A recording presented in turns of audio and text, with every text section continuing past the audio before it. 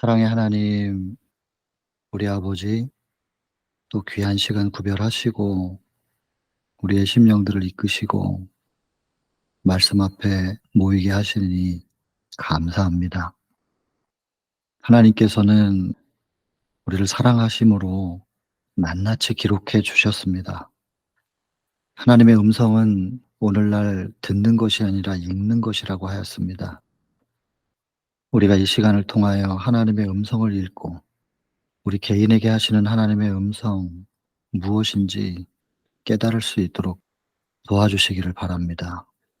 사람이 말하지 않게 하시고 사람의 생각이 하나님의 표현하시기를 원하시는 뜻보다 앞서지 않도록 막으시고 오직 기록된 영감의 글을 통하여 하나님의 뜻만이 또 하나님의 마음만이 표현될 수 있게 되기를 바랍니다. 성령으로 모든 것들을 제어하시고 모든 것들을 주관하시고 모든 것을 채워주시기를 바랍니다.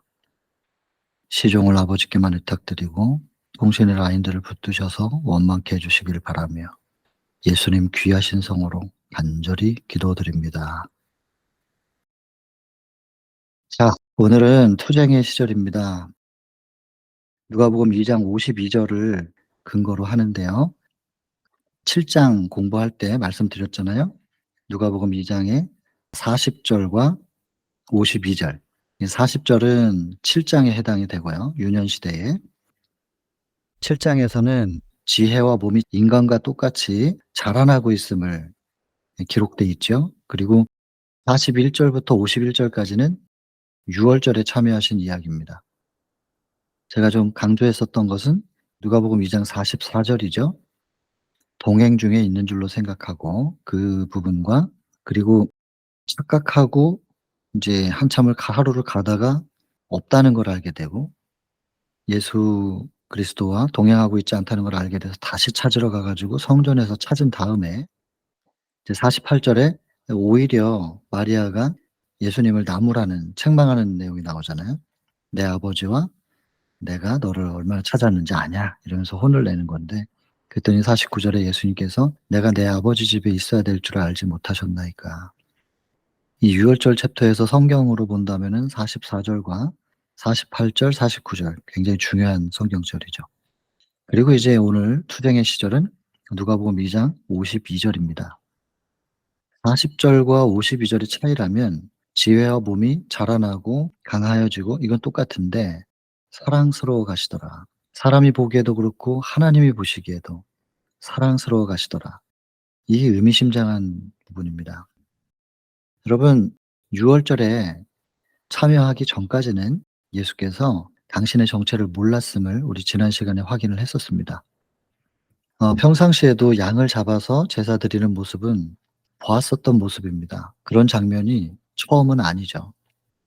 그런데 12 살에 그 유월절에 참여해서 거기서 죽임당하는 어린 양의 모습은 깜짝 놀라게 만드는 다른 모습이 거기 비춰진 거죠. 그게 뭐냐면 당신의 모습이었어요. 죽어가는 그 어린 양, 그 모습 속에 본인의 모습이 보인 겁니다. 십자가에서 훗날 죽게 될. 굉장히 충격을 받았겠죠. 근데 그때 나이가 12 살이었단 말이에요. 여러분, 우리 주변에도 12 살짜리 아이들이 있는데 이 12살 아이가 본인의 훗날 죽는 모습을 보면서 감당할 수 있었을까? 그것을 어떻게 감당했을까?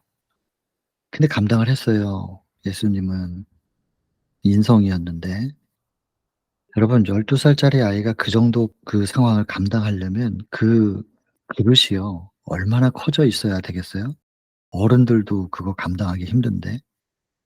그리고 병원에서 3 개월, 6 개월 이렇게 선고받듯이 사형 선고받듯이 의사분들을 통해서 그런 얘기를 듣는 분들이 굉장히 불안해하거든요, 어른인데도 불구하고.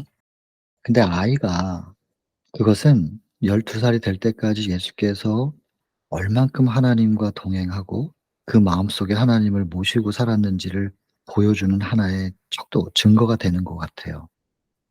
그리고 나서 이제 그 예수께서 조용히 나사렛으로 돌아오셔 가지고 근 20 년을 조용히 지내십니다, 30이 될 때까지.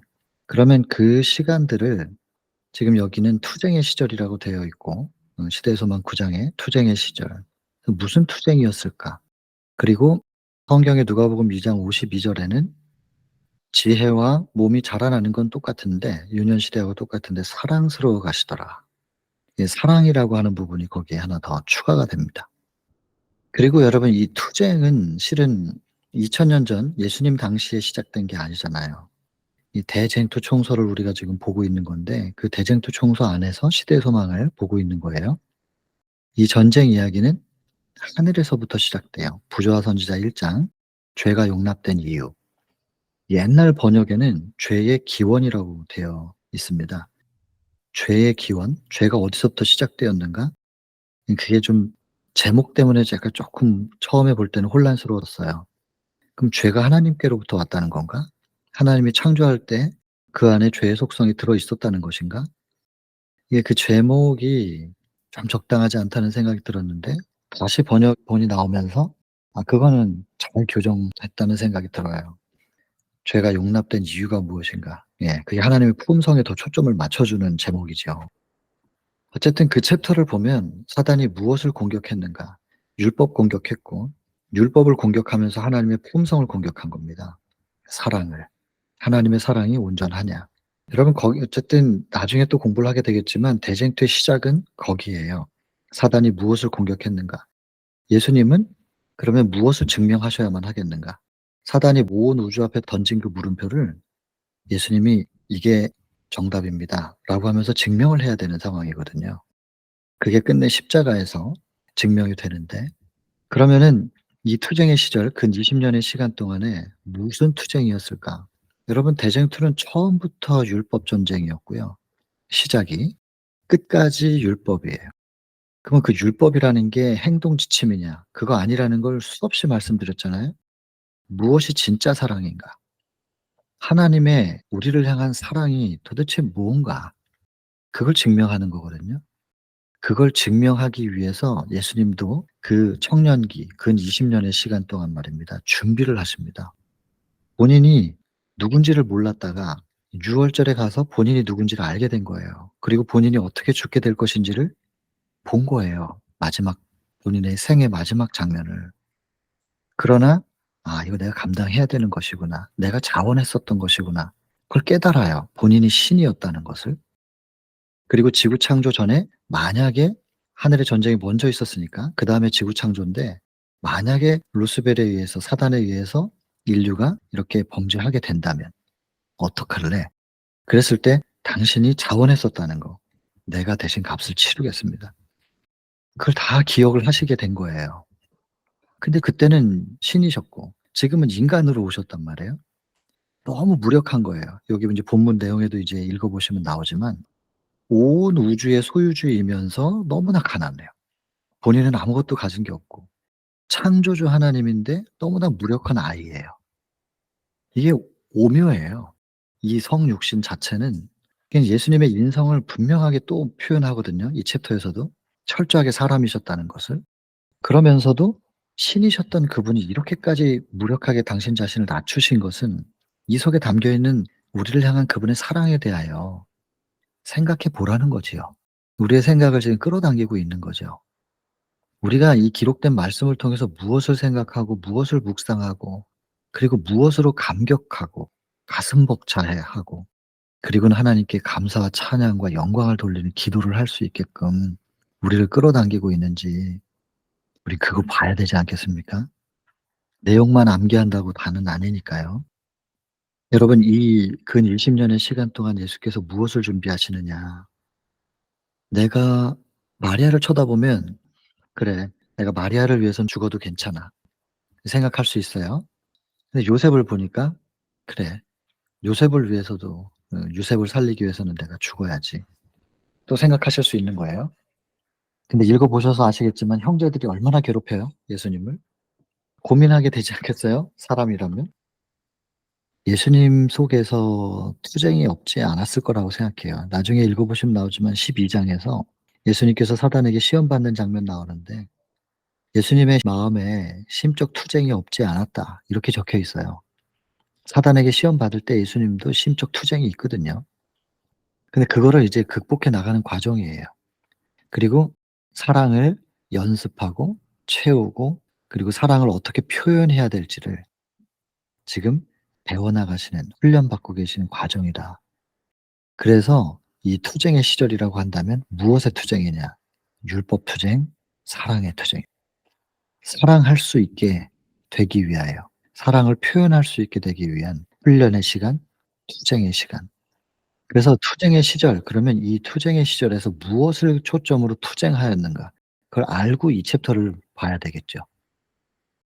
여기 보면 규례라는 단어, 소년들이 규례에 둘러싸여 있고 아주 사소한 부분에 있어서까지도 행동을 제한했대요. 여러분들 혹시 자녀들을 요렇게 키우지 않으셨나요? 신앙을 진저리 치게 생각합니다. 요런 분위기 속에서 성장한 아이들은 자기가 힘이 생기고 경제력이 생기잖아요. 신앙이 진절이 나요. 또 신앙 하고 싶지 않아요. 복음적으로 제한해야 될 게 있어요. 애들을 뭐 그냥 마음대로 하게 놔둘 수는 없잖아요. 교육하고 이해시키고 타당하다고 하는, 그들이 동의할 수밖에 없게끔 인도하면서 그렇게 그들을 교육하는 것이죠, 그것은. 근데 이해시키기보다는 무조건 돼 안 돼로만 하는, "이렇게 해야 돼. 이렇게 하면 안 돼." 행동 제한하는 이런 엄격한 규정들, 신앙 진저리 칩니다, 이런 환경 속에서 자라난 아이들은. 행위를 통해서 의로움을 하나님께 인정받겠다고 하면은 다 이렇게 본인 스스로도 스스로를 괴롭히고 자녀들도 괴롭히실 거예요. 이거 생각 많이 해야 됩니다. 근데 이런 저의 표현이 아이들을 교육하는 데 있어서 느슨하게 하는데 근거로 사용되어지지는 않기를 바랍니다. 이 중용을 좌로나 우로나 치우치지 않게 균형을 잡는 게 참 힘든 일이지만 예수님 바라봄 안에서 그게 되리라고 저는 믿죠. 저도 자녀를 지금 교육하고 있는 입장이고 저도 아이를 키우거든요. 그래서 이런 부분에 둘러싸여 있었다. 그리고 무수한 규칙들, 진절이 나는 거죠. 근데 저도 그랬거든요, 요런 부분들. 신앙을 거부할 수 있는 명분이 이런 것들로 인해서 생겼었어요. 근데 나중에 제가 저의 예수님을 만나고 나서는 하라고 해도 안 해요, 하지 말아야 될 행동들. 왜냐하면 예수님을 만났거든. 예수님 만나고 그분과의 동행이 행복하면 예수님께서 바라지 않는 부분들은 하라고 해도 안 합니다. 자연스럽게 그게 되게 돼 있는 건데 예수님과의 관계를 맺도록 인도 안 해 주고 계속 "해라. 하지 마라." 이렇게 신앙을 가르치는 것은, 그래서 잘못된 신앙의 시작점 무엇입니까? "습관을 고치는 것이다." 이렇게 돼 있잖아요. 습관부터 고치고 그리스도인다운 모습을 먼저 만들어서 교회에 나와. 이건 습관이 전하는 방식이지 예수님은 그런 식으로 전하지 않으셨다니까요. 자, 그래서 여기 보세요. 규례와 규정, 무수한 규칙, 나중에 밑에서 나오지만 유전과 의식도 있는데 이런 부분들과 예수님은 내용 본문에 있잖아요. 항상 말씀의 성경의 근거가 무엇입니까? 그렇게 물었고 당신의 정당성을 말씀하실 때는 항상 성경을, 말씀을 근거로 해서 표현하셨고 이게 대조가 되는 거예요. 그러면 규례, 규정, 무수한 규칙, 유전, 의식, 이 부분들과 "여호와가 이같이 말하노라"라고 하는 부분이 대조죠. 결국엔 뭐냐? 윗부분은 사람이 만든 거, 아랫부분은 하나님이 만드신 거. 그래서 사람이 만든 것, 사람과 하나님. 결국엔 또 나가면은 누굴 볼 것이냐? 사람을 볼 것이냐, 하나님을 보고 따라갈 것이냐. 이 차이예요. 그럼 위에 쪽은 행위의 의, 밑에 쪽은 믿음의 의잖아요. 결국엔 이 위에가 행위의 의냐 믿음의 의냐, 이 싸움이라니깐요. 이게 결국 행위의 의냐 믿음의 의냐 그거잖아요. 우리가 지난 시간에도 공부했던 것처럼 계속해서 우리의 믿음이, 지난 시간에 뭐라고 되어 있습니까? 믿음이 굳어지고 믿음이 단단하게 될 수 있는 비결 뭐라고 되어 있습니까? 오직 계속해서 예수님 생각하라 그랬잖아요. 예수님의 생애에 조목조목을 생각하고 말씀을 보고 연구하고 묵상하고 생각하는 거예요. 그분에 대해서 생각하면 믿음이 굳어지고 그렇게 되면 나중에 뭐가 격발돼요? 사랑이 격발된다. 8장 얘기였습니다. 그러면은 정로의 계단 1 장에 뭐라고 되어 있습니까? 그분에 대해서 계속해서 생각하라. 생각하면 어떻게 된다고요? 그분의 사랑을 생각할 때 그 사랑이 우리의 마음을 사로잡아서 우리의 마음을 이끌어 하나님의 뜻에 순종케 해줄 것이다. 정로의 계단 1장 마지막 문단. 행해의 빛 말고 예, 정로의 계단 옛날 번역에 마지막 문단이 그렇게 돼 있습니다. 그런 것처럼 우리가 계속 그분에 대해서 생각할 때 그때 하나님이 뭐라고 말씀하시고 하나님의 뜻이 무엇인지를 알게 되는 그것이 곧 믿음의 의로 우리를 인도해 나가는 거 아니겠어요? 위에 거는 규례, 규정, 무수한 규칙, 유전, 의식 요거 시대 소망에 뭐라고 돼 있습니까? 인간이 고안해낸 규정들이 더 엄격하여질수록 무엇은 점점 더 적게 표현됐다고요. 하나님에 대한 사랑은 점점 더 적게 표현됐다. 그러니까 인간이 만들어 놓은 이거 주목하다 보면은 사람에게 주목하게 되는 거예요. 하나님을 놓치고 그러면은 믿음이 식어지고 그러면 결국에는 사랑이 사라져요. 그래서 불법이 성함으로 사랑이 식어지리라. 참된 율법, 그 율법의 보존이 되지 않음으로 인해서 사랑이 다 식어져 버리는 요즘 세상이 그렇잖아요. 점점 더 정서들이 험악해져 가잖아요. 시기하고 질투도 많아지고 점점 더 그럴 거예요. 여러분 딱 이 투쟁, 무슨 투쟁이냐 시작부터 무슨 투쟁인지를 딱 알고 이 챕터를 보시면 돼요. 제가 지금 거의 한 20 분을 이 챕터의 투쟁의 쟁점이 뭔지 그것만 지금 말씀드린 거예요. 근데 이거 이해하시면 이 챕터는 그냥 이해 다 된 거예요. 그러면 인제 정말 보겠습니다, 내용을. 그 당시에 규례, 규정, 무수한 규칙들, 행동 제한 이런 거 있었는데 예수님은 이런 거에 관심이 없으셨대요. 대단하지 않습니까? 여러분 아이들이 학교를 가 가지고 학교의 규칙을 그 나이 또래는 그게 사회인데 사회의 통념에서 거슬러 올라가고 거슬러서 살아가고 사회를 유지하는 그 질서에서 내가 반하는 삶을 살아가는 게 결코 쉽지 않잖아요. 그 왕따 당하니까. 여기 본문에 일단 나중에 읽어보면 나오지만 왜 예수님을 그렇게 취급했냐 했냐면 그 사람들이 볼 때 예수님은 자기들과 다르기 때문에. 본인들과 절대 다수와 다르면 그게 이상하게 되는 거죠. 눈 두 개 있는 사람이 눈 하나 있는 사람들 사는 마을에 가면은 눈 두 개 있는 사람이 장애인이에요. 그런 것처럼 예수님은 그런 취급을 당하셨지만 그냥 기꺼이 그걸 감당해 내는 거예요. 외로우셨겠지만은 하나님과 함께 있으면서 그걸 극복하고. 이게 사회적인 동물이라 그러잖아요, 사람은. 근데 그 사회에서 고립되는 것이 사람에겐 가장 두려운 일이고 그래서 어린아이들은 그걸 잘 못 견디고 자살하고 그러잖아요, 왕따 당하면. 근데 예수님께서 그걸 기꺼이 그냥 감당하신 거예요. 선택하셨죠. 이런 거 관심 없는 거예요. 이런 거에 의미가 없다는 걸 알게 되고 그리고 본인이 무슨 취급을 당해도 유지할 걸 유지하는. 이거는 인간은 못 해요, 이거. 그럼 어떻게 인간이신 예수님은 어떻게 이걸 하셨느냐? 이렇게 꼿꼿하게 자기 갈 길을 걸으실 수 있었느냐? 하나님과 함께 하셨기 때문에. 우리도 마찬가지죠. 친했던 친구들하고 점점 멀어지는 일이 있으세요? 복음 때문이라면 기꺼이 하셔요. 예수님과 동행하시면서 기꺼이. 그리고 언제나 뭐 인간이 만든 그런 규칙들 외에 말씀이 기준이셨다는 거.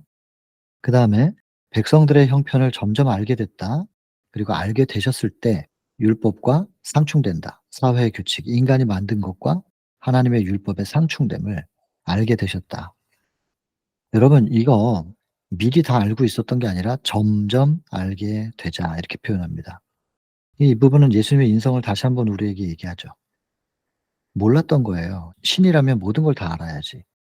근데 점차 시간이 지나면서 배우셨고 예수님도 보고 느끼고 경험하면서 알아가신 거라는 거. 우리하고 똑같다니까요. 그 말씀에서 사람들이 떠났기 때문에 떠나서 규칙들 이런 거 만드니까 그러니까 자꾸 사람의 이론을 높이는 거죠. 그러면서 이론을 가지고 의식을 여기도 의식을 이런 겉으로 드러난 의식적인 부분들에 집중을 하는 거예요. 그런 예배가 드려지면 하나님께서 구별하신 예배를 통해서 가르치고자 하셨던 거룩한 진리 이거는 안 나타나는 거죠. 그러니까 하나님 없이 예배드린다니까요. 다시 말씀드립니다. 누가복음 2장 44 절. 동행 중에 있는 줄로 생각하고. 예수님이랑 동행하고 있지 않은데 동행하고 있다고 생각하는 거 평생을 예배드려 보세요. 모태교인 태어나 가지고 죽을 때까지 신앙생활 열심히 하고 교회 봉사 열심히 하고 헌금 생활 잘했어도 예수님하고 동행하지 않은 껍데기 예배, 껍데기 신앙할 수도 있다 이 말입니다. 여러분 이 예배 하나님께서 구별하신 예배에 하나님이 거하실 수 없는 예배 인간이 만든 모든 것들, 의식들 거기에 집중될 때 하나님이랑 아무 관계없는 예배드리고 있는 거예요, 평생을 안식일 지켜도. 그러니까 하나님이랑 관계없으니까 믿음이 없죠. 믿음이 없다는 게 믿음이 뭐예요? 다시 말씀드립니다. 요한복음 1장 12 절 "영접하는 자 곧 그 이름을 믿는 자라." 그랬어요. 믿음은 영접이에요. 하나님을 마음속에 모시는 게 믿음이에요. 근데 예배에 믿음이 없다? 그 말은 하나님과 함께하지 않는 예배라는 뜻이잖아요. 그럼 믿음이 없이 드리는 그들의 예배, 하나님이랑 관계없는 예배라는 거죠. 그러니까 그 예배 아무리 드려도 평안하지 않죠. 자유? 없죠. 사단이 공격하면 공격하는 대로 공격 다 받으니까 괴롭잖아요. 위협하면 두려움을 느끼고 심령의 자유가 없는 거예요. 근데 지난 시간에도 언급했지만은 돌 맞아도 스데반이 자유롭고 내일 죽이겠다고 하는데도 베드로가 자유롭고 그냥 단두대 앞에 서 있는데도 바울이 자유로워요. 두려움이 그들을 올가매지 못해요. 자유로워요. 절대 자유, 절대 평안. 이것은 예수께서 우리 마음속에 계실 때 이룰 수 있는, 맛볼 수 있는 경지인데 예배를 통해서 '하나님이 안 계시네.' 믿음이 없대잖아요. 하나님이 거하시지 않는 그 예배를 아무리 들어보시란 말이에요. 평안과 자유를 얻을 수 있나. 그러니까 예수님께서는 이렇게 하나님께서 구별하신 예배에 인간이 고안해낸 것들이 섞이는 것을 용인할 수 없었다는 거예요. 그러니까 그런 예배에 예수님께서 동참할 수가 없는 거죠. 보면은 그러나 예수님은 그들이 뭐가 잘못됐다고 공격하지는 않으셨대요. 그러니까 이것도 하나의 우리가 배워야 될 지혜인데 틀린 것을 틀렸다고 증명해 가지고 깨닫게 하려고 하면은 논리적으로 우리가 그들을 설복시킬 수는 있어도 그들이 돌아오지는 않더라고요. 선교지에 있다 보면 타교파 분들도 만나고 성경을 가지고 이제 논쟁을 하기 싫어도 할 수밖에 없는 상황들이 있는데 그 질문들에 대하여 성경절로 그분들이 더 이상 말할 수 없게 만들 수 있어요. 성경절을 좀 외우고 있고 변증법적인 내용들을 숙지하고 있으면 질문이 예상했던 질문들이거든요. 그럼 그 질문은 성경절 설명 필요 없이 성경이 이렇게 돼 있습니다. 이렇게 하면 말 못하게 할 수 있단 말이에요, 더 이상. 근데 그렇게 한다고 해도 그분들이 절대로 우리 교회 안 나와요. 제 경험으로는 한 명도 그렇게 해 가지고 나오신 분들은 없었어요. 아무 결과도 얻지 못하는 논쟁만 하게 된 거죠. 나중에 '이게 아니구나.' 싶어 가지고 예수 그리스도로 인한 구원에 대해서 동의하시냐고. 아멘하죠, 기독교인이라면. 그럼 예수님 얘기만 해요. 예수님이 이런 분이시지 않았냐고. 근데 예수님 얘기를 하면서 다 감동받아요, 서로. 그럼 서로 감동받고 또 우리가 알고 있는 예수님에 대한 그 계시는 일반 개신교인들보다는 좀 더 구체적이거든요. 사실은 좀 더라고 표현하는 게 겸손의 표현이지만 이 시대 소망을 우리가 가지고 있기 때문에 그 엄청난 빛이에요. 이 시대 소망을 숙지한 내용을 이렇게 설명하면서 예수님에 대해서 함께 나누면 굉장히 은혜롭습니다. 마음이 열리면 그다음에 좀 성경에 대한 해석의 다른 부분들을 얘기할 때 논쟁이 아니고 이제 마음을 열고 듣게 되는 거죠. '정말로 그러한가?' 하고 하면서 스스로 한번 찾아볼 수 있는, 점검할 수 있도록 유도하는 겁니다. 그래서 여러분 틀린 것을 틀렸다고 지적하기보다는 옳은 것을 바로 세워서 틀린 것을 가지고 있는 분들이 '저게 옳은 거잖아.'라고 하는 것을 느끼면서 스스로가 틀렸다는 것을 발견할 수 있게 그렇게 하는 것이 예수님의 방법이셨던 것 같아요. 그래서 그들을 공격하기보다는 당신의 정당성을 성경 말씀으로 제시해서 "판단해 보세요." 이렇게 내놓는 거죠. 이게 예수님께서 쓰신 방법이란 말이에요. 이거 상당히 우리의 삶 속에서 많이 적용될 수 있는 부분 아닙니까? 여기 인제 성소 얘기를 안 했는데 성소 출애굽기 25장 8 절에 보면 "내가 너희 가운데 거할 성소를 지어라." 성소는 하나님의 임재의 자리입니다. 이 성소에서 경배가 이루어지잖아요. 제사도 이루어지고 그게 오늘날의 예배인데 그러면 예배드리는 그 자리에는 하나님의 임재의 자리인 거예요. 그러니까 하나님의 임재가 이루어지지 않은 예배는 성소가 아닌 거예요, 더 이상은. 사실은 예배가 아닌 거예요. 그냥 행사지. 교회가 아닐 수도 있어요. 여러분 반드시 우리의 예배는 비록 장소가 허름해도 하나님의 임재를 강구하고 하나님께서 임하실 수 있는 그 예배가 드려진다면 그 자리는 거룩한 교회입니다. 그래서 반드시 예배 가운데서는 하나님의 임재가 있어야 된다. 그리고 하나님과의 만남인 것이다. 경배라고 하는 단어는 내가 너희 가운데 거할 성소. 왜 우리 가운데 거하고 싶으냐면 함께 있고 싶으셔서. 함께 있고 싶으신 거기 때문에 예배는 하나님과의 만남의 시간인 것이지 그 이상의 뭔가가 가미되면 안 된다고 보는 겁니다. 그냥 하나님과 만나고 교통하는 시간. 그렇게 하나님을 만난 사람이 예배 끝나고 나가면서도 같이 동행해서 가는 거예요, 자기의 일상으로. 이렇게 돼야 되는 것이 예배인 것이죠. 그 예배가 그렇게 드려지지 않는 예배에 예수님은 용인할 수가 없었던 거예요. 그랬고 항상 말씀으로 정당성을 제시하시고 그리고 할 수 있는 대로 온순하고 유순한 태도로 사람들에게 호감을 주시려고 힘쓰셨다. 여러분 이건 우리도 힘써야 됩니다. 습관이 돼 있지 않아도요. 노력해야 되는 거예요, 이런 부분들은. 할 수 있는 대로 온순하게 표현하자. 유순한 표정, 예 호감 있는 그 사람들이 호감을 느끼게. 그 나한테 호감을 느끼는 게 아니라 내 속에 임재해 계신 예수 그리스도께로 이끌려면 일단은 끌어당겨야 될 거 아니겠어요? 예수님도 이렇게 하셨대요. 이거 자녀들에게도 교육시켰으면 좋겠어요. 온순하게 표현하는 법, 유순하게 표현하는 법, 그리고 사람들을 친절하게 대하는 것. 요즘 아이들이 좀 흔히 보이는 그런 태도처럼 쌩하고 냉정하고 무뚝뚝하고 그거 복음적이지는 않은 모습입니다. 훈련, 훈련 필요합니다. 교육이죠. 근데 예수님이 요런 모습이기 때문에 서기관과 장로들이 쟤는 요런 그 유순하고 온순하면 애들이 좀 약해 보이는 것 같아요. 쉽게 다룰 수 있을 거라고 생각하는데 전형적인 외유내강이죠. 쉽게 예수님께서 그 서기관과 장로들의 말에 동의를 안 해 주거든요. 태도는 온순하고 유순한데 자기께 너무나 분명한 거예요. 그리고 예수께서 물으시는 거예요. "그 성경적 근거가 어떻게 되나요?" 장로님 말씀하시는 그 말씀에 성경적 근거가 좀 있는지 그걸 여쭤보는 거예요 지금. 될 수가 없잖아요.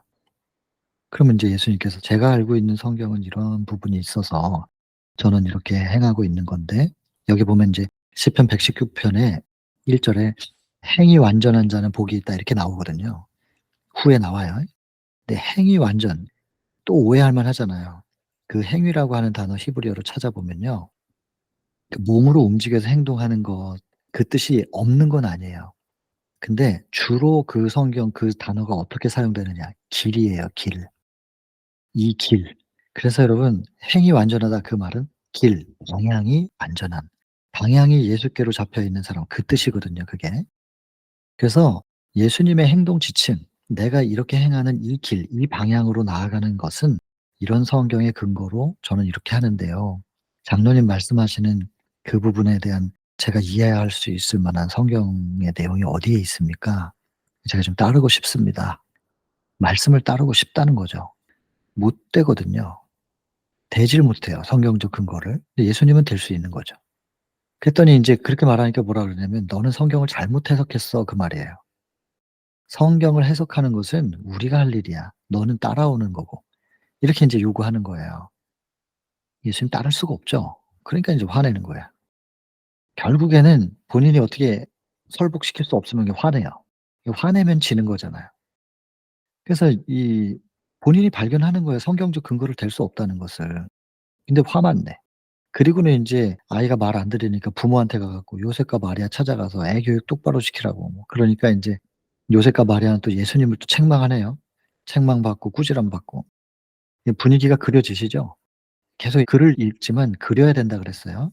계속 머릿속에 그 장면이 정말 드라마 한 편 보듯이 쭉 이렇게 그려지는 거예요, 계시니까. 예수님의 행동의 이유는 항상 기록되었으되. 근데 이거 사람들이 안 받아들여 주면 그냥 침묵하시고 끈기 있게 인내하시는 공과를 배워야 하였다.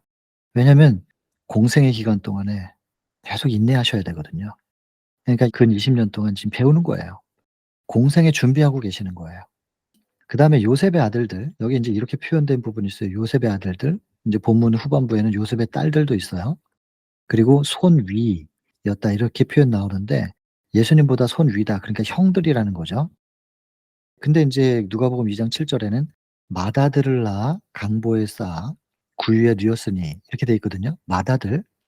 그럼 요셉한테 예수님은 맏아들이 아니에요. 그런데 맏아들이라고 기록한 이유는 요셉과는 관계없는 생명이다. 이 아이는 그 말인 것이죠. 그래서 하나님 보시기에 맏아들이에요. 마리아에게는 또 첫 아이고, 그러나 요셉은 이미 결혼을 했었고 자녀들도 있었던 건데 인제 뭐 사별을 했는지 뭐 그건 성경에 나오지 않지만, 그래서 뭐 그 당시에는 뭐 사별밖에는 없지 않겠어요, 다시 결혼하는 게?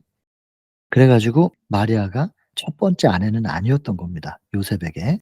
그래서 인제 요셉의 아들들이 이제 집안에서 인제 투쟁하는 부분이 나오는 거예요. 유전도 하나님의 명령인 것처럼 이제 예수님한테 주장하는 것이죠. "넌 따라야 된다." 근데 여러분, 이 부분에 있어서 예수님은 항상 성경 말씀이 근거였다 그랬는데, 이제 이런 부분들을 화교파 분들이 우리한테 질문할 수도 있어요. "근데 당신들은 그러면 예언의 신을 성경보다 더 보는 것 같은데?" 우리도 지금 그렇잖아요, 지금. 성경보다는 예언의 신을 주로 본문으로 보잖아요. 이렇게 질문할 수 있죠. 그럼 여러분들 뭐라고 답하시겠어요? 저는 이 부분에 있어서 기준이 명확해요. 예언의 신은 절대로 성경 위에 있을 수 없습니다. 오직 성경입니다. 그러면 예언의 신을 과거의 유전과 같이 취급해도 되느냐? 아니죠. 유전은 성경과 달랐고 예언의 신은 성경과 같거든요. 같은 영의 흐름을 느낄 수 있거든요. 그러기 때문에 예언의 신과 유전을 비교는 할 수 있지만 똑같이 취급할 수는 없는 것입니다. 그 뭐 이 화이트 부인이라는 그 사람이 쓴 거 아니냐고. 그렇게 말한다면은, 그러면은 뭐 로마서는 바울이 썼는데 바울도 사람이잖아요. 하나님이 직접 써준 성경책은 없잖아요. 펜은 사람이 들었는데. 그래서 그 내용이 영감이냐 아니냐, 성경과 일치하느냐 아니냐, 요건 우리가 기준을 명확히 좀 갖고 있어야 되고, 그렇다면 지금 왜 우리는 성경보다는 예언의 신을 지금 더 보고 있는가? 지금 이 시간 말이에요. 성경에 대해서 말씀드렸지만 일반 계시로 처음에 천연계를 먼저 주셨고 하나님께서, 그 천연계 속에서 사람들은 하나님을 만날 수 있었어요. 근데 영안이 퇴보되면서 천연계를 또 파괴하기도 하고 하나님 발견할 수 없게 되자 글로 써 주셨잖아요. 구약 성경 써 줬는데도 불구하고 나중에는 그 속에서 엉뚱한 하나님을 그려내요. 폭력적인 하나님을. 예수님 직접 오셔 가지고 "내가 율법을 폐하러 온 건 아닌데 너희들이 놓치고 있는 그 율법의 핵심을 내가 완성케 하러 온 거야." 마태복음 5 장에 17 절부터. 그렇게 예수님께서 다시 성경을 잘 이해할 수 있도록, 결국엔 성경 자체를 이해한다기보다는 하나님이 어떤 분인지를 알게 하려고.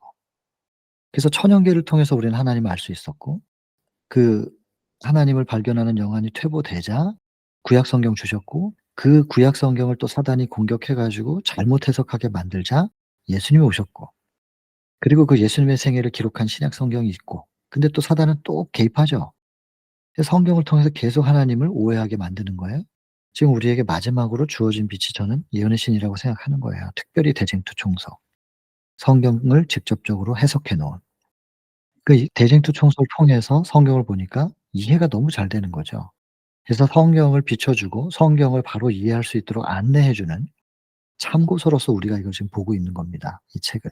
근데 결국에는 이 내용들을 통해서 성경의 단어 속에 들어있는 함축된 의미, 행간에 들어있는 계시들, 이거를 보게 되면은 우리는 끝내는 성경으로 가야 됩니다. 그리고 복음을 표현할 때는 성경으로만 표현하면 됩니다. 이거는 지금 재림교인들 대상으로, 적어도 예언의 신에 대해서 편견이 없는 분들을 대상으로 제가 이걸 지금 하고 있는 것이지만, 베델 수양원에서 제가 강의할 때는 예언의 신을 언급을 99%안 하거든요. 그냥 성경만 갖고 한단 말이에요. 결국엔 그렇게 가야 됩니다. 그래서 여기서 지금 유전, 과거의 유전도 하나님의 명령인 것처럼 유의되어야 한다고 주장했다. 오늘날 우리 재림교회가 예언의 신도 하나님의 명령인 것처럼 성경과 똑같이 놓고 주장한다고 표현하면 사람들이 마음문을 닫아 가지고 아무도 우리의 말씀을 안 들어요. 그러니까 이런 부분은 주변에 표현할 때 지혜롭게 표현해야 된다는 거죠. 저는 인제 교회 안에서만 신앙생활을 해온 게 아니라 선교지에서 불신자들이나 전혀 이런 배경이 없는 사람들을 만나서 전하다 보니까 처음부터 마음문을 딱 닫게 만들어 놓으면은 얘기 자체가 안 되니까 전도 자체가 시작이 안 돼요. 그러니까 이런 부분에 있어서는 제 입장에서는, 선교지에서 지내온 제 입장에선 이렇게 표현할 때 말의 순서가 참 중요하다. 그래서 요런 부분들을 재림교인분들도 좀 아시고 우리 것만 주장하지 말고 그들의 입장에서 그들의 마음을 만지는 어루만질 수 있는 고런 표현 방식들을 좀 생각해 두시면 나중에 우리 교인 아닌 사람들을 만날 수도 있잖아요. 그랬을 때 좀 더 거부감 없이 그분들과 소통하고 교감할 수 있을 것이다. 그런 생각이 들어서 시간이 없지만 좀 말씀드렸습니다. 그다음에 요 밑에 부분에 보면 율법에 대한 엄격한 순종, 예수님이 율법에 엄격하게 순종했대요. 그러면서도 엄격한 규정과 무수한 규칙들이 있었다 그랬잖아요. 그 행동 지침에 대해서는 이거는 신경도 안 쓰시면서 오히려 또 율법에는 엄격하게 순종을 하셨대요. 그러니까 여러분 이걸 잘 이해해야 돼요. 예수님께서 아무렇게나 행동하신 분이 아니라는 거예요. 인간이 만들어낸 쓸데없는 것들, 전혀 복음적이지 않은 것에는 무시하셨지만은 따를 수 없었어요. 그러나 하나님께서 주신 이 율법의 지침들에 있어서는 말입니다. 예수님께서 엄격하게 순종하셨다. 요거 꼭 좀 기억해 주셨으면 좋겠습니다. 그러니까 하나님께서 예수님의 마음속에 충만히 계신 상태에서 이게 될 수밖에 없는 일이잖아요. 믿음으로 말미암는 의. 그게 될 수밖에 없는 거죠. 우리도 이게 될 수밖에 없는 거고 자연스럽게 되어지는 거니까. 그다음에 근데 예수님께서 이렇게 행동하는 게 좀 다르잖아요. 오늘 이 챕터에서는 이 색깔을 좀 유념해서 보세요. 보통 사람들이 주변 사람들이 이걸 깨닫지를 못했대요. 예수님의 행동의 근원을. 이 지식의 근원도 깨닫지 못했다. 이게 가장 많이 반복되는 게 깨닫지 못했다, 이해하지 못했다. 이 표현이 이 챕터 안에서 계속 반복됩니다. 그리고 예수님은 이해받지 못하신 분으로 외로운 분으로 묘사가 되고 있죠. 그러나 예수님의 모든 근거, 행동의 근거는 기록되었으되 말씀에 뭐라고 기록되어 있습니까? 성경에 뭐라고 되어 있습니까? 이거예요. 그러니까 이번 챕터에서 가장 많이 강조되는 건 이해받지 못하셨다. 사람들은 이해하지 못했다라는 것과 또 하나는 성경의 근거가 무엇입니까? 그래서 사람들로부터 이해받지 못했지만 예수님의 가슴은 그 외로움을 성경으로 채우신 거예요. 그리고 말씀의 근거로 한 발 한 발 걸어 나가신 거죠. 그것이 이 챕터에서 가장 많이 반복됩니다. 보시면 더 느끼실 거예요. 바리새인들 자꾸 화나는 거죠. 그리고 예수님은 그들이 쌓아놓은 종교의 아성, 파당. 이거 정말 참 이것도 할 얘기 많은데요. 여러분 신조가 뭐냐? 즉 당신의 교리가 무엇입니까? 어느 교회 소속입니까? 이런 거 물어보지 않으셨다는 거예요. 예수님이 안 하셨으니까 우리도 좀 안 했으면 좋겠어요. 이런 거 좀 안 물어봤으면 좋겠어요. 그래서 제가 배들 수양안에 여러 환자분들이 오시면 뭐라고 얘기하냐면 "여기 와서 교파가 어디냐고 그런 거 묻지 마시라고." 장로교, 침례교, 감리교, 심지어는 카톨릭, 불교, 안식교 이런 거 좀 물어보지 마시라고. 그냥 "예수 그리스도 한 분으로 충분합니까?" 했을 때 아멘 하실 수 있으면 같이 우리 성경 펴서 나누자고. 이거 전부 다 사람이 만든 거예요, 교파. 마르틴 루터 이후에. 왜 거기에 우리가 얽매여 있어야 돼요? 하나 되라 그러셨는데, 서로 사랑하라 그러셨는데, 왜 인간이 만들어낸 그 교파의 담 때문에, 파당 때문에 우리가 서로 사랑 못 해야 돼요, 왜? 예수님 그런 거 안 하셨단 말이에요. 그냥 도움이 요구되면 무조건 도우셨어요. 소속과 상관없이 이방인이냐, 사마리아인이냐, 아무 상관없어요. 그냥 도움이 필요한 사람에게는. 나중에 32장에 보면 나오는데요, 백부장 챕터. 예수님께 나아올 수 있는 인간의 자격이 무엇이냐? 오직 예수님이 필요하다라고 느끼는 그 심령. 나는 예수님이 필요하다. 그래서 정로의계단 2장에 그러잖아요. 죄인에게 필요한 그리스도. 내 스스로는 이 죄에서 벗어날 수가 없구나. 예수님밖에 없다. 오직 예수다. 하는 걸 느끼는 사람은 누구라도 예수님께 나아올 수 있는 자격이 있대잖아요. 거기 그렇게 적혀 있어요. 시대소망 32장에. 여러분, 제발 몸을 쌓으면 안 됩니다. 사람들과 담 쌓지 말고 그들이 나를 이상하게 여겨서 나와 교제하고 싶지 않다면 어쩔 수 없지만 우리가 담을 쌓고 거리를 두고 '저런 사람은 교회 오면 안 돼.' 눈총 주고 제발 안 그랬으면 좋겠습니다. 그다음에 예수님은 밀실에 응거하지 않았어요. 밀실에 있지 않고 사람들 속에서 만나시고 물론 인제 예수님을 거절하는 사람들은 많았지만 거절하면 그냥 돌아서셨어요. 억지로는 하지 않았고 그러나 심령이 가난한 사람들을 만나시면 사람들을 만났고 그들을 섬겼잖아요. 늘 그러셨다는 거예요. 그리고 이 표현 보세요 이거. 경건은 정해진 때와 특별한 때만 행하는 게 아니다. 근데 여러분 이 경건이라는 게 뭐겠어요? 경건. 이게 뭔지를 알아야 될 거 아니에요. 경건이 뭐냐? 어느 때나 어느 곳에서나 사랑을 나타내셨대요. 그리고 명랑하고 경건한 분위기를 두르셨다. 그 제가 옆에다 썼어요. 경건과 명랑이 한자리에 여러분 경건이라는 단어가 주는 이미지를 머릿속에 떠올려 보세요. 명랑하다는 단어가 주는 이미지를 떠올려 보세요. 이 두 가지가 같이 조화가 돼요? 여러분들 머릿속에? 어색하면 여러분들은 고정관념이 있는 거예요.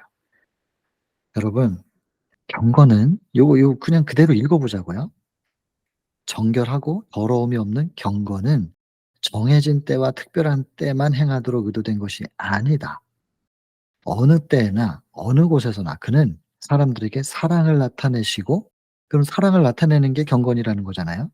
그의 주위를 명랑하고 밝게 만드는 거예요. 자꾸 침울하고 어둡고 무겁게 만드는 게 아니라 물론 진지해야 되죠. 진지해야 되는데 촐랑거리고 이러라는 얘기가 아니라 왜 이렇게 사람들을 짓누르는 자꾸 눌러대냔 말이에요. 밝고 명랑할 수 있단 말이에요. 사랑을 나타내고 명랑하고 그게 경건한 분위기예요. 도대체 뭐가 경건이냐고요. 느릿느릿하게 움직이고 뚜벅뚜벅 걸으면서 얼굴은 뭔가 수심에 가득 차 있는 듯한 진지하고 무거운 그것이 경건이겠냔 말이에요. 여기 그렇게 표현 안 돼 있는데. 근데 왜 우리는 경건 그러면 뭐 우리라고 표현해서 죄송합니다. 제가 이해한 먼저 선입견을 가지고 있었던 경건은 좀 그랬어요. 근데 나중에 제가 이렇게 보니까 말씀을 보니까 그게 아니에요. 경건이 그런 게 아니네. 이거 보면 사랑스럽고 명랑한 건데 그런 분위기인 건데 왜? 왜 이렇게 배웠을까? 신앙하면 재미없죠. 그러니까 아이들이 교회 가기 싫죠. 여러분 이거 개념 정리 좀 다시 할 필요가 있습니다. 바리새인들은 마음에 안 들죠 이런 게. 그냥 책망하는 거예요. 근데 그들은 결국에 뭐 그 경건함이 뭐냐? 개인적인 이욕 때문에, 개인적인 이욕 때문에 병적으로 헌신한대요. 그 시대소망 2 장과 3 장에서 얘기하고 있는 바벨론 포수 때 잃어버렸던 그 모양을 인간이 만들어낸 규정으로 채워 가지고 그거 엄격하게 만드는 거예요. 그게 인제 성결함의 척도였잖아요. 병적으로 거기에 집착해요. 그거는 참된 경건과는 거리가 멀다. 참된 경건은 사랑을 나타내고 밝고 항상 기뻐하는 거예요. 범사에 감사한 거고 감사하고 기뻐하고 그러니까 분위기가 밝지요. 환하고요.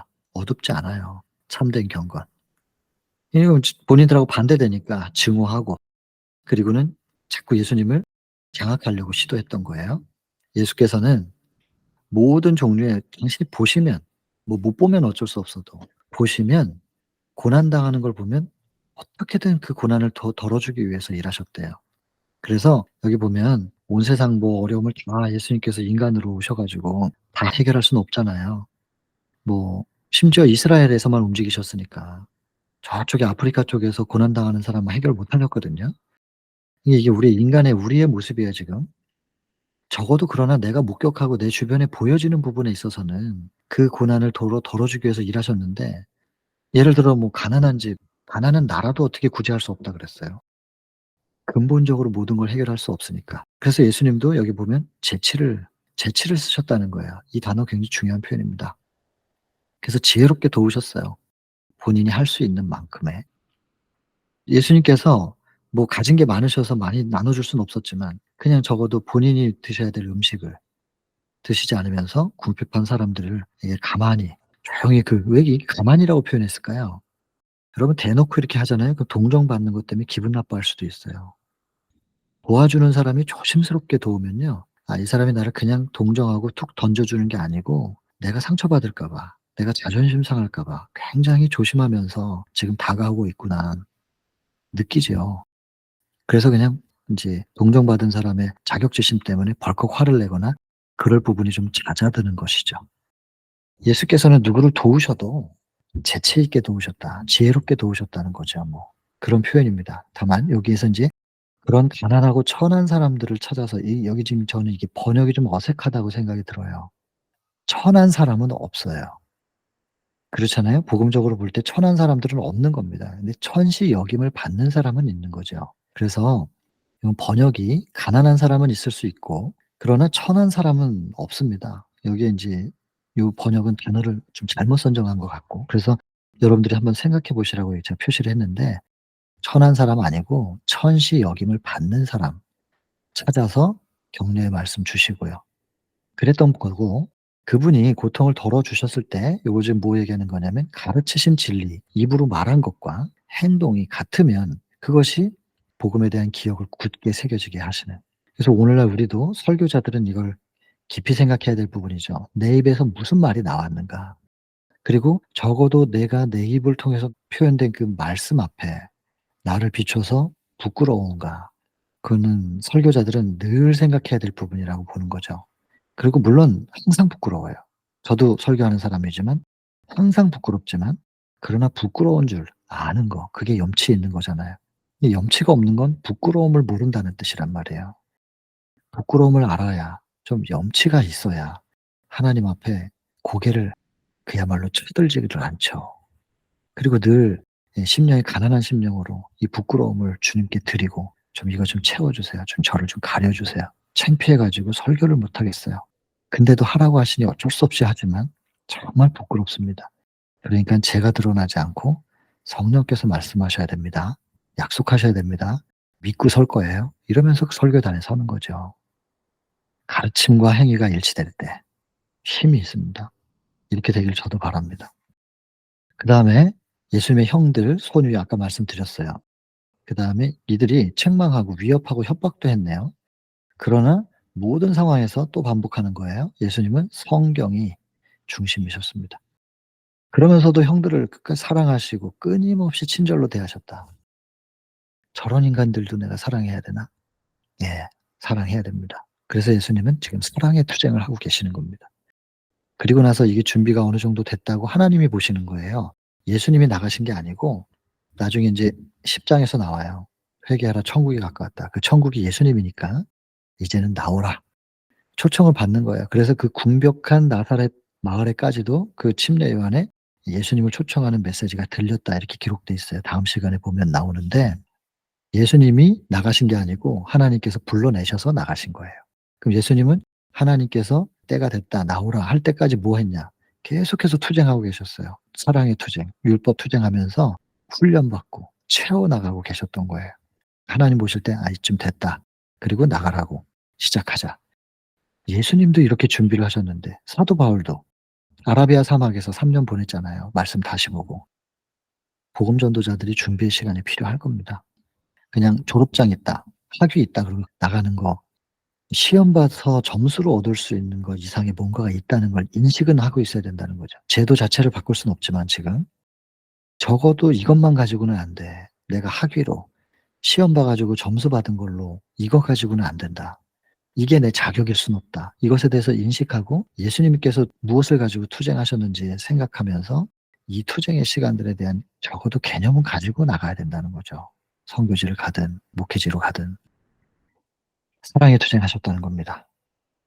그러나 뭐 형제들은 계속 예수님 멸시했고 그들은 예수님을 이해할 수 없었다. 또 반복되죠?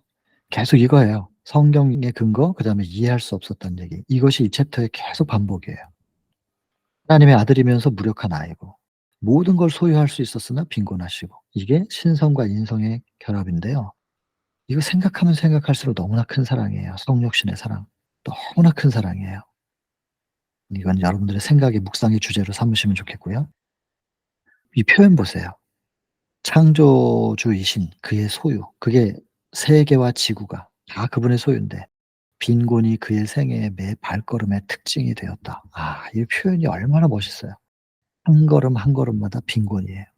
여러분, 우리는 지금 이런 예수님의 생애를 생각하면 너무 풍요롭지 않아요? 근데 이 예수님하고 비교해 보면 그 감사가 우리는 끊어질 수가 없어요.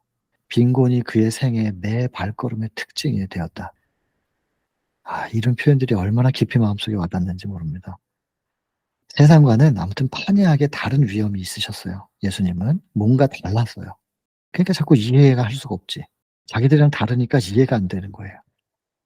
또 친구들이 욥을 이해하지 못했던 것처럼 예수님의 사명과 신비를 이해할 수 없었다. 계속 나오잖아요. 이해할 수 없었다고. 왜냐하면 같지 않으니까 자기들이랑.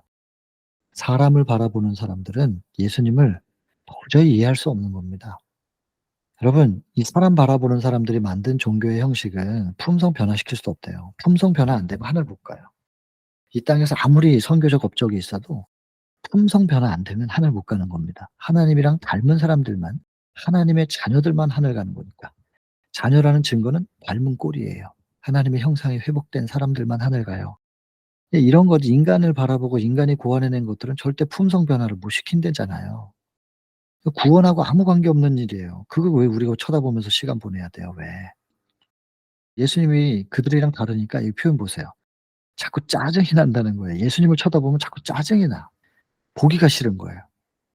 오늘날도 이거 짜증 나겠죠? 그래 가지고 좀 이렇게 왕따도 당하고 그러겠지만 여러분 담대하시기 바랍니다. 하나님이 함께 계시니까. 성경 말씀을 계속 묵상하시고 자꾸 짜증 내면 슬그머니 좀 피해 주세요. 나 때문에 저 사람이 짜증 나고 시험 받으면은 힘들잖아요. 그래서 슬그머니 좀 피해 주시기도 하시고. 아무튼 세상은 우리를 짜증 낼 거예요. 예수님이 유일하게 미워한 거 있었는데 그게 뭐냐면 죄.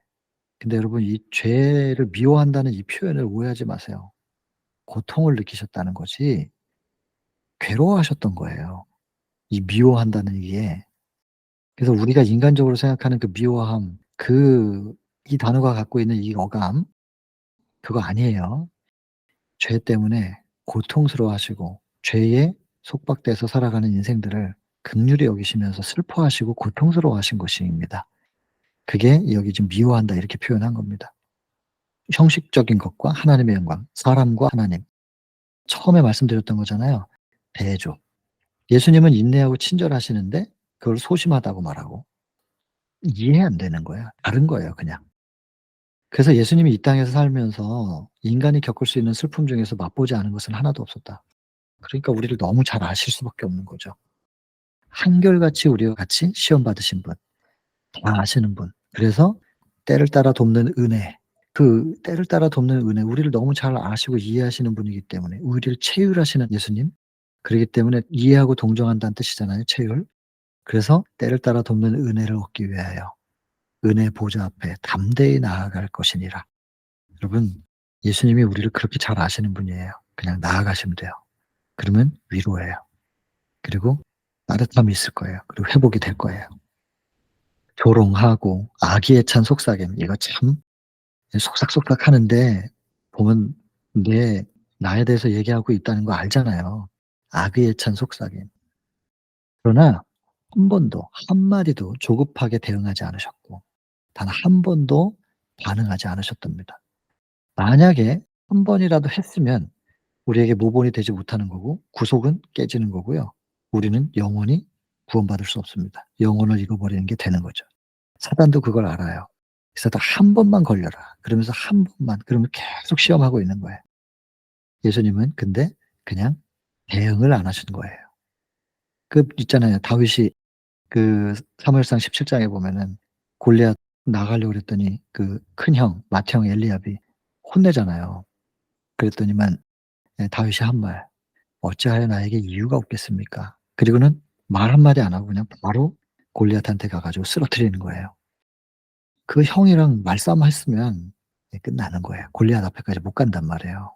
근데 상대를 안 해요. "어찌하여 나에게 이유가 없겠습니까?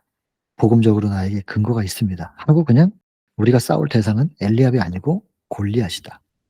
우리가 싸워야 될 대상은 사단인 거지 사람이 아닙니다. 사람들이랑 옥신각신하고 그거는 아닌 것입니다. 자, 그다음에 예수님의 말씀의 근거, 인제 그 말씀 얘기 나옵니다. 기록되었으되라는 게 인제 근거였는데 주를 경외함이 곧 지혜요 악을 떠나는 것이 명철이다. 주를 마음속에 모시고 있는 사람들은 예수 그리스도의 지혜로 사는 거예요.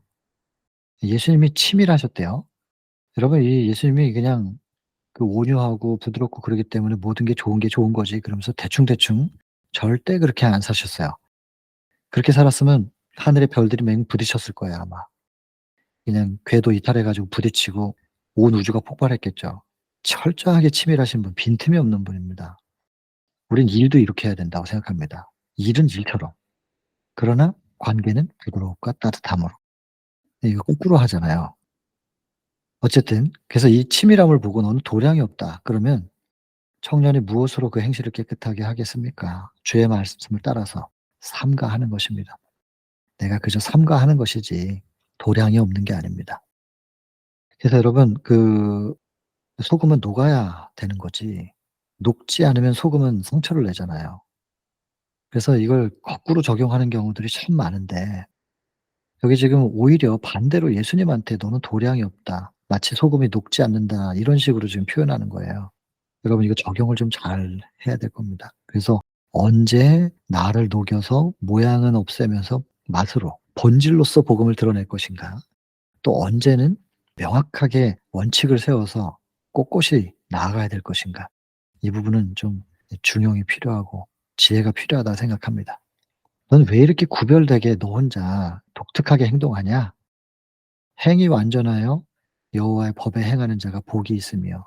아까 말씀드렸잖아요. 이 행위는 행동 하나하나를 얘기하는 게 아니라 방향을 얘기하고 있습니다. 길. 나의 방향은 오직 하늘. 그래서 그 야곱의 남은 자들이 많은 백성들 가운데 있다. 그러면서 뭐라 그럽니까? 그들은 여호와께로 내리는 이슬 같고 풀잎에 내리는 단비 같아서 무엇을 기다리지 않는다고요? 사람을 기다리지 않고 인생을 기다리지 않는다. 남은 자손의 특징입니다. 이 땅에서 아무것도 기대하는 거 없어요. 그냥 하늘만 바라보고 기대하고 기다리는 거죠. 여러분 그 방향성이 하늘 쪽으로 고정되어 있느냐. 지금 그거 얘기하는 거거든요. 그래서 나는 하늘 보고 사는 사람이니까 이 땅에서 뭔가를 추구하는 사람들이랑은 뭐 구별되게 표현될 수밖에 없겠죠, 삶의 모습이. 근데 예수님께서 거기에 대해서 답변을 이렇게 하시는 거예요. "왜 이렇게 특별하게 행동하냐."는 질문에 "여호와의 법에 행하는 자가 복이 있으며 여호와의 증거를 지키고 전심으로 여호와를 구하는 자, 전심으로 여호와를 구하는 자가 복이 있도다." 이렇게 대응하셨습니다, 말씀으로. "너는 왜 이렇게 다른 청년들이랑 어울리지 않느냐?" 그랬더니 "내가 모든 재물을 즐거워함과 같이 주의 증거의 도를 즐거워하였나이다."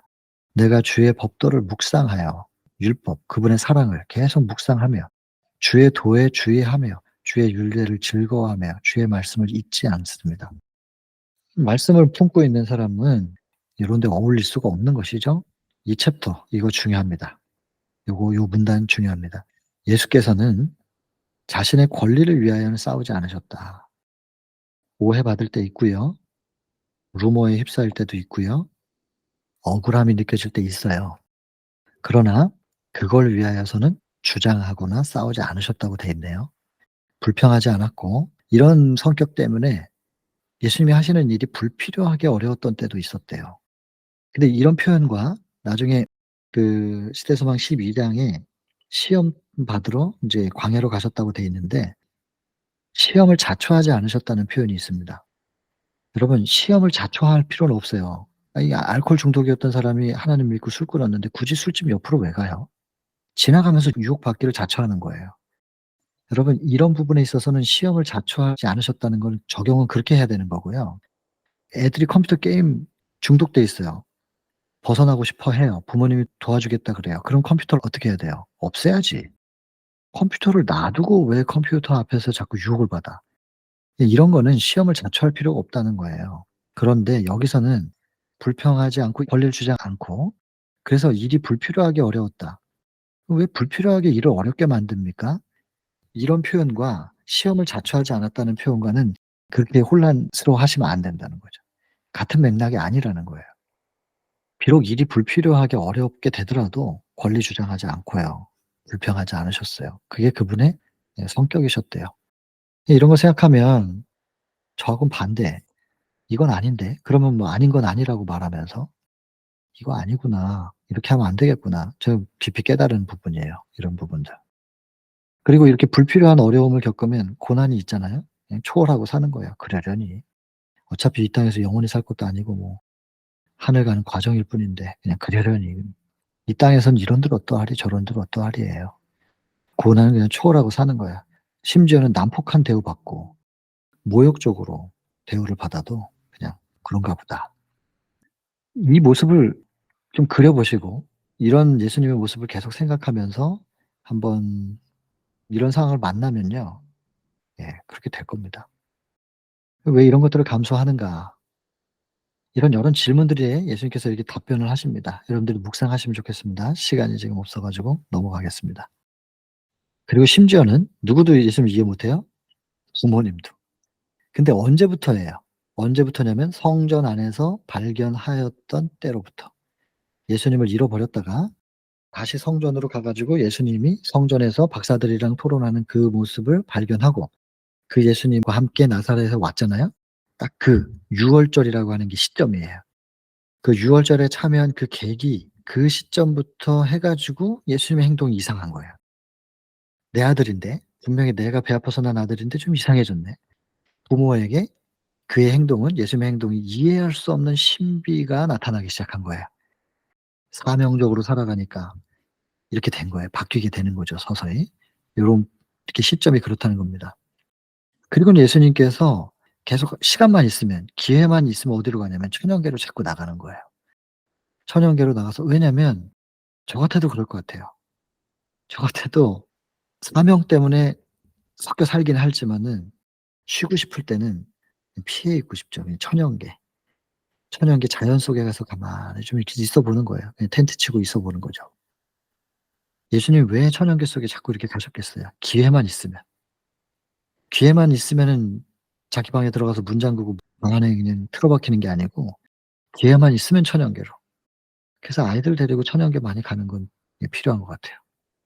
왜냐하면 여기 천연계 가 가지고 예수님께서 계속 하나님과 소통하신 거죠. 쉼이었을 거예요. 충전이었을 것이고. 유월절 이후에는 더 그러지 않았겠어요? 예수님은 인제 이렇게 이해하지 못하는 마리아가 얼마나 힘들까. 근데 이걸 이해시킬 수도 없어요. 근데 지금은 어떻게 할 수 없지만 '나중에 이해할 때가 있을 것이다.'라고 생각하면서 그 과정 속에서 힘든 마리아를 늘 걱정해요 예수님께서. 참 따뜻한 분이에요 예수님이. 다정한 분이고. 그래서 이 마리아는 고난에 참여하는 자가 된대요. 아 이거 정말 이거 굉장히 영광스러운 표현인데 나중에 시대소망 22 장에 보면 그 요한의 투옥과 죽음 그 챕터가 있습니다. 거기에서 마지막 문단에 보면 그런 표현이 있어요. 하늘이 인간에게 줄 수 있는 가장 큰 영예로움, 가장 큰 영광, 인간이 하늘로부터 받을 수 있는 가장 큰 선물이며 영광은 무엇인가? 예수께서 마신 고난의 잔, 그 고난의 잔을 함께 마실 수 있게 되는 거. 그 예수님의 고난에 참여할 수 있는 특권. 너라면 감당해 줄 수 있을 거야. 나하고 같이 이 고난을 내가 받은 이 고난을 너라면 감당해 줄 수 있을 거야. 이렇게 인정받는 거거든요. 그거보다 더 큰 영예가 없대요. 근데 마리아가 예수님의 고난에 참여하는 자, 예수의 고난에 참여하는 자가 되었다. 이거 얼마나 영광스러운 표현인지 몰라요. 침례 요한같이 위대한 선지자에게 주어졌던 이런 표현이 마리아에게도 주어졌네요. 그러니까 복이죠. 이게 얼마나 큰 복이에요. 메시아의 육신의 어머니. 그냥 하늘에 가면 예 어떤 모습일까? 너무너무 영광스러운 모습일 거예요. 복이죠, 복. 물론 이 땅에서 힘들었지만. 이 마리아는요. 자식이 자꾸 왕따 당하니까 얼마나 슬퍼요. 그래서 예수님 보면서 슬픔의 생을 살았어요. 그리고 마리아는 무슨 생각을 하고 있냐면 가정이 화목해야 된다고 생각했던 거예요. 그러니까 인제 요셉의 아들과 딸들이 그걸 알아요. 마리아가 어떤 생각을 가지고 가정을 돌보고 있는지를 알아요. 그러니까 자꾸 요셉의 아들과 딸들이 마리아를 괴롭히는 게 뭐냐면 가정이 화목하려면 저 예수가 좀 우리하고 같이 놀아야 된다고. 근데 쟤는 맨날 저렇게 자기 혼자만 저러고 있지 않냐고. 그러면서 마리아한테 계속 얘기해요. "마리아의 아들이 아니냐. 당신의 아들이니까 좀 교육 잘하라는 거예요." 그러면 인제 마리아가 그렇게 고런 공격을 좀 받으면 말입니다. 괴롭죠. 마리아는 괴로운 거예요. 예수님은 나름대로 또 이유가 있는데 그 예수님은 항상 이 예수님을 바라보면서 괴로워하는 마리아가 예수님에게 "예수야 좀 이렇게 하면 안 되겠니?" 하면 예수님께서는 뭐라고 답해요? 성경절로. "어머니 말씀에 이렇게 기록되어 있습니다." 그러면 인제 마리아가 그때는 또 위로를 받죠. 근데 마리아는 사람이에요. 사람이라서 여기 보시면 예수를 하나님의 보내신 자로 믿지 아니하는 형들 그러니까 요셉의 자녀들과 예수님 사이에서 방황했다 이렇게 돼 있잖아요. 마음이 괴로웠던 거예요. 그려지죠, 이 분위기가. 충분히 그려지잖아요. 그래서 예수님도 예수님이고 지금 마리아의 괴로운 심정을 이렇게 섬세하게 표현하는 것 자체가 시대 소망뿐만 아니라 모든 예언의 신이 따뜻해요, 여러분. 이 성경에서는 잘 봐야 따뜻함이 좀 보이는데 이걸 좀 풀어놔 가지고 참 이렇게 따뜻하게 표현돼 있어요. 나중에 정말 감동스러운 표현들 정말 많이 나와요. 그 특별히 그 시대소망 15장 같은 경우에 혼인잔치 거기서 예수님에 대해서 자랑하고 싶은 마리아. 늘 이렇게 공격만 받았었는데 침례 요한같이 주목받는 당대의 스승이 예수님을 지목해서 메시아라고 "내 아들이에요." 이렇게 자랑하고 싶은 마음. 그 예수님을 자랑하고 싶은 마음, 그걸 뭐라고 표현하냐면 15 장에 보면은 어머니로서의 당연한 마음이라고 돼 있어요. 당연하다. 그게 얼마나 따뜻한지 몰라요. 그냥 이해해 줘야 돼. 누가 주변에서 자식 자랑 좀 하잖아요? 그러면 그냥 이해를 해 주세요. 당연하잖아요. 근데 그 뒤에 나와요. 당연한 어머니의 그 마음, 그래서 그 자랑하는 그거 당연하긴 한데 그거 안 했으면 마리아는 보통 사람 이상이었을 것이다. 그렇게 표현해요. 그 뭐냐면 보통 사람이라는 거죠. 천주교처럼 마리아를 신으로 섬기고 그건 아니라는 거예요. 인간적으로 당연하긴 하지만 그러나 보통 사람이다. 그래서 여러분들 보통 사람 이상 되고 싶으시면 자식 자랑하지 마시기 바라고, 주변에서 혹시 자식 자랑하는 사람 있으면 "당연하다." 이렇게 좀 이해해 주시고. 마리아는 당황을 했습니다. 괴로웠던 거죠. 그 늘 희생하는 자식을 봤고 순결한 분위기가 나타나는 것도 봤고 이렇게 무례하고 난폭하고 버릇없는 사람들 속에서도 더럽힘을 받지 않는 모습을 보는 거예요. 힘든 사람들 짐 나눠 주시고 하나님의 사랑과 인애의 선하심에 대하여 자꾸 말해 주는 거예요, 예수님은. 이런 예수님의 모습을 마리아가 옆에서 보면서도 계속 위로도 얻고 때로는 그러나 또 괴롭기도 하고 그랬다는 거예요, 마리아가. 그리고 예수님의 특징을 또 얘기합니다. 허영이라는 게 없었대요. 여러분 이 허영에 대해서 꼭 무슨 반지 목걸이 이런 걸로 치장하는 것만, 뭐 좋은 집에 좋은 차에 이런 것만 허영이 아니라 여러분 지적 허영도 있습니다. 내가 이만큼 알고 있어. 그다음에 영적 허영도 있습니다. 복음적이지 않은. 모든 분야에 있어서 허영이라는 걸 일체 제거하셨대요. 그러니까 이 허영이라는 단어를 우리가 좀 많이 생각해 봐야 될 것 같아요. 나한테 어떤 허영이 있는가. 그리고 이 표현도 중요하죠. 순간이라는 게. 순간이 영원한 결과를 초래하게 되므로 매 순간을 보배처럼 한순간의 선택으로 구원을 못 받을 수도 있잖아요. 근데 한순간의 선택으로 십자가 한 편의 강도는 구원받았잖아요.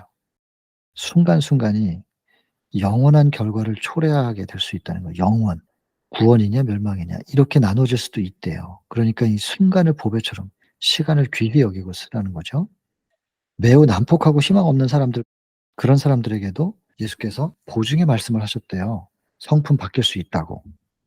품성이 바뀔 수 있다고. 남들은 다 희망 없다고 그러지만 복음의 능력으로 가능합니다. 이렇게 보증의 말씀을 하셨대요.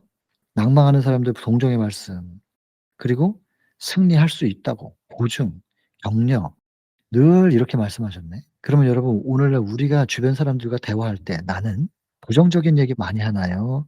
"안 될 것 같아요. 그건 좀 어려워요." 이런 얘기가 내 입에서 참 많이 나오세요? 아니면 할 수 있습니다. 능력 주시는 자 안에서 할 수 있습니다. 가능합니다. 격려하고 그들에게 용기를 주는 이런 표현을 더 많이 하시나요? 예수님의 특징들이니까 한번 잘 생각을 해 보세요. 자꾸 생각하다 보면 우리도 이런 사람 될 거니깐요. 그리고 누가 힘든 얘기 하잖아요? 그러면 그거 듣고 다른 데 가서 말 옮기는 사람들이 있어요. 참 피해야 될 일이에요. 근데 여기 하나하나 예수님이 어떤 분이셨는지에 대해서 이렇게 묘사하는 부분 안에 이게 들어있는 게 참 저는 감사한 일이죠. "당신의 동정하는 귀에 털어놓은 비밀을 결코 누설하지 않으셨다." 중요한 표현이 아닙니까? 그다음에 이적을 행하지는 않았어요. 어떤 사람도 "그가 이적을 행했다고 말할 수는 없었다." 그러니까 신성을 발휘해서 누군가 아픈 사람을 치료하고 아직은 그러진 않으셨던 거예요. 왜냐하면 저기 그 요한복음 2 장에도 나오고 또 그 시대소망의 15 장에 보면은 그 물을 포도즙으로 바꾸는 그때 역시 예수님께서 뭐라 그러시냐면 "아직 내 때가 이르지 아니하였습니다. 아직 내 능력을 드러내면 안 됩니다." 그 말이거든요. 근데 마리아의 믿음 때문에 때를 바꿔 가지고 인제 그 능력을 드러낸 거죠. 그러니까는 그렇게 때를 계획적으로 움직이시는 그 하나님의 그런 사명의 그 행로 안에서 아직 공생이 시작 안 했는데 이적을 행했다고 볼 수는 없는 거예요. 그래서 그가 이적을 행했다고 말할 수는 없지만 치료하는 사랑의 능력이 병자들에게 간 거죠. 그래서 여러분 이것도 이게 무슨 표현인지 제가 좀 알거든요. 이 배들수양원에서 환자분들을 만나 보면 기적적인 능력이라고 볼 수는 없지만 요 사랑이 말이에요. 사랑에 접촉이 되고 용서를 받고 혹은 마음의 용서가 이루어지면 암이 낫는 걸 저는 봤어요. 암이 현격하게 줄어드는 걸 봤거든요. 한 달 사이에 기적처럼 줄어들어요. 이거는 놀라운 힘이죠. 그러니까는 어떤 눈에 보이는 게 드러나지 않았다 할 뿐이지 실제로 복음의 능력은 역사하고 있는 거죠. 예수님도 공생애 전에 요렇게 이적을 행했다고 할 수는 없지만 이렇게 능력을 공급하신 것 같아요. 그래서 인제 드러나지 않는 방법으로 어떻게든 사람들을 돕는 건데 이것이 공생애가 시작되었을 때 그처럼 많은 사람이 그의 말씀을 즐겨 들은 것은 이런 이유 때문이다. 여러분 이 투쟁의 시절 동안에 연습되어진 것 때문에 그분이 겪고 고민하고 그리고 '어떤 식으로 표현하면 좋을 것인가.' 이런 것에 대해서 계속해서 생각하고 이 훈련받은 거예요. 이 훈련 때문에 공생이가 그런 결과를 얻을 수 있었다. 그 이유가 여기 있다. 이렇게 적혀 있잖아요. 그러니깐 이 챕터는 철저하게 예수님이 공생애 3년 반을 위한 준비의 시간이었다고 보시면 될 겁니다. 그 준비하면서 투쟁하고 극복하고 그리고 연습하고 훈련받는 과정이었던 거죠. 그래서 인제 저희가 군 생활할 때도 들었지만은 훈련을 엄격하게 받을수록 생존율은 높습니다. 그래서 저도 뭐 실전 전투를 해 보진 않았지만 예 좀 특별한 데서 했어요. 사람들이 특이하다고 하는 그런 데서 훈련받고 했는데 이게 실전 모의 훈련을 해 보면 훈련을 엄하게 받은 사람일수록 생존율이 높아요. 그래서 여러분 이 투쟁의 시절은 공생의 3년 반을 위한 아주 밀도 있는 훈련의 시간이지 않았을까 예수님께서. 그래서 그런 차원에서 이 챕터를 보셔야 될 겁니다. 그런 관점으로. 그리고 유년, 청년, 장년 심지어 인제 공생애 때는 장년인데 장년 때라 할지라도 홀로.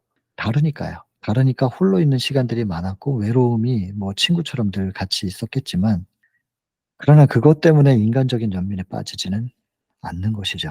하나님과 동행하셨고 우리도 나중에 여러분 우리가 더 재림을 향해서 나아가다 보면 재림과 가까우면 가까워질수록 우리가 외로워질 수 있을 겁니다. 절대 다수로부터 예 비난받는 자리에 있어야 될 수 있을 겁니다. 그건 피할 수 없을 거예요. 미리부터 준비하셔야 돼요. '난 예수님 한 분만으로 충분합니다.' 모든 사람이 다 나를 틀렸다고 할지라도 내가 복음에 뿌리 내리고 있고 성경적 근거가 있다면 나는 굽히지 않습니다. 뭐 "너무 강하면 부러져." 뭐 이런 표현을 쓰는데 한국에서도 격언이죠. 그래서 굽히라는 건데 좀 부드러워야 된다는 건데 부드러움은 필요하죠. 그러나 여러분 우리가 복음의 원칙에서는 부러질지언정 굽힐 수 없습니다. 부러지면 돼요. 창조주가 다시 붙여주니까. 우리는 그 생각으로 절대로 외로워도 혼자 있어도 예 꼿꼿이. 근데 여러분 제발 이런 표현들이 온고집 부리고 나만 옳다고 주장하는 데 사용되지 않았으면 좋겠어요. 그건 아니에요. 복음이 아닌 걸 가지고 고집 부리고 이렇게 그냥 남의 말 안 듣고 독불장군처럼 이건 아닌 것이죠. 복음으로 오직 복음의 원칙에 의해서는 혼자 있어도 되고 외로워도 되고 아무리 비난받아도 될 수 없다는 그 얘기인 것이죠. 근데 우리는 복음을 들고 나아가다 보면 분명히 재림의 직전에 이런 외로움을 겪게 될 거예요. 원칙과 목적의 결정적인 변화가 없는 한 이게 예수님을 짓누른 건데요. 인류가 지금 인류가 생각하고 있는 구원이라고 하는 그거 아니라는 거거든요. 그래서 그들이 생각하고 있는 구원의 원칙과 목적의 결정적 변화가 없는 한 모두가 다 잃어버리게 될 것이다. 구원받지 못할 것이다라는 거예요. 희망이 별로 없어 보여요. 이러한 사실이 그의 마음을 억눌렀으며 예수님 짓누르는 거죠. 하늘 보고 기도하는 거예요. 6 월절에 사명은 알았어요. 근데 인제 사람들 속에서 살면서 점점 알아가는 거예요. 아까 읽으셨잖아요. 점점 알게 될수록. 알면 알수록 희망이 별로 없네. 구원받을 사람이 많지 않은 거예요. 하나님 이거 정말 쉽지 않겠는데요. 이런 이 무게가 있는 거예요. 이 영적 부담이죠. 그렇게 마음이 억눌렸는데 그분을 짓누르고 있는 그 영적 부담 그것이 무엇인지 아무도 그가 진 짐의 무게를 이해할 수 없었다. 외로우신 분이셨어요. 지금 우리에게 그분의 무게를 이렇게 상세하게 설명을 해 놨는데 지금이라도 지금도 성소정결하시잖아요. 얼마나 마음 졸이면서 하시겠어요. 조사심판 한 사람이라도 더 구원하려고 누구에게 인을 쳐 줄 것이냐. 하나님 이 정도면 됐지 않습니까? 사단이 참소 못 하겠죠. 도장 찍을까요? 인 찍을까요? 한 사람이라도 더 골라내는 조사하고 있는 거잖아요 지금. 어떻게든 구원하려고. 그 마음 졸이면서 그 사역을 하고 계시는 그분을 이제라도 쪼끔 이해해 드릴 수 없을까 그런 생각을 해 봅니다. 예전엔 이해받지 못하셨지만 열렬한 목적으로 충만하신 예수께서는 자신이 사람들의 빛이 되도록 그의 생애의 계획을 실천하셨다. 아무도 이해해 주지 못했지만 묵묵히 오늘도 그분은 그분의 발걸음을 무겁지만 한 걸음을 뚜벅 하고 내디디신 겁니다. 그렇게 해서 십자가까지 가셨고 우리의 구원의 길을 여셨습니다. 우리 그 길 헛되게 되지 않도록 우리도 그 길을 따를 수 있으면 좋겠고요. 나중에 한 곳에 있게 되기를 바랍니다. 자, 투쟁의 시절 보았고 이 투쟁이 우리의 투쟁이 될 건데 대비하는 준비도 좀 마음의 준비도 되었으면 좋겠습니다. 개인기도 하고 이제 마치겠습니다.